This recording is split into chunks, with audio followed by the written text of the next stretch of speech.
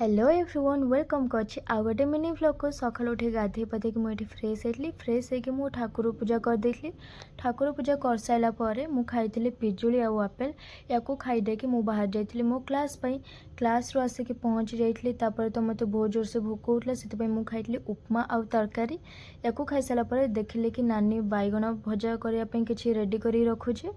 आज थिला एटा मोर लंच सारिकी मु सोई पड़ली। इवनिंग रे देखली डोलो ठाकुर जाउछन तो आसिक ये ठाकुर को जुआर होकर ठाकुर किछिटा क्लिप नहीं जाइली। एटा गाँव रे तो बहुत भलसे हुए। तापर एठी मु टिके आलू सिझे देइथिली। एठी मोर आलूर स्टफिंग पूरा रेडी हो सारी। तापर जाके बनई मामा बापा चाहा आउ चाहा कौन कहबी चाहा तो मु पूरा दी बेस्ट बनाए जे पीछे से जानते।